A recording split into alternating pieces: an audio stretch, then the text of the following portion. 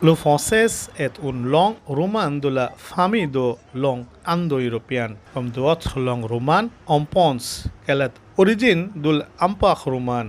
Actuellement, le français est la langue maternelle dans un 32 pays et plus de 500 millions de personnes parlent cette langue. La langue anglaise, quasiment inexistante en France.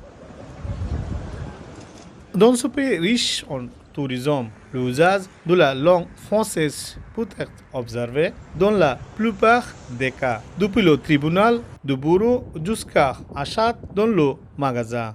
Cependant, hormis le bureau de la UNESCO, il n'existe un champ initiative nationale pour la célébrer cette journée.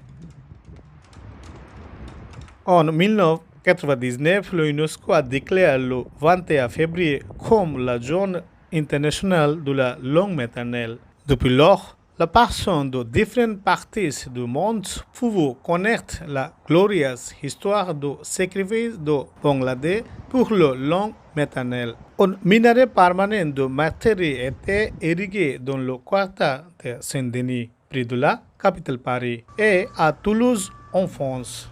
Bien que l'ambassadeur du Bangladesh et le Bangladesh Expertise vivent dans le pays célèbre correctement cette journée chaque année, aucun événement n'est organisé par le Français. Cependant, les Français ont exprimé leur opinion sur l'importance de cette journée l'éducation. Le 21 février 1952, le sang a été versé par les martyrs bengalis pour la défense et la protection de leur langue maternelle. Depuis, l'UNESCO a fait de cette date, le 21 février, la journée de la langue maternelle, journée internationale de la langue maternelle.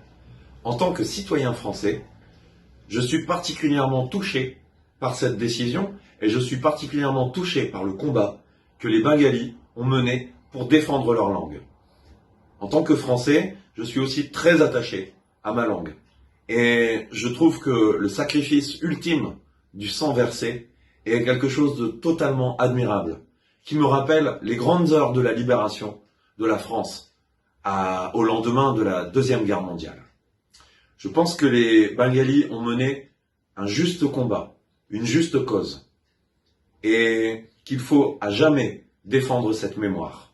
Conformément à la devise multilangue, pilier de l'éducation, le siège de l'UNESCO à Paris a organisé cette année divers programmes autour de la Journée internationale de la langue maternelle.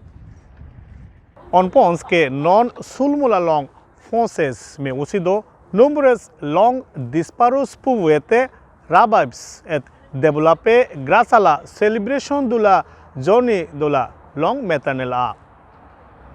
Depuis la siège de l'UNESCO à Paris, Mohamed Lutfur Rahman Babou, সময় সংবাদ ও France.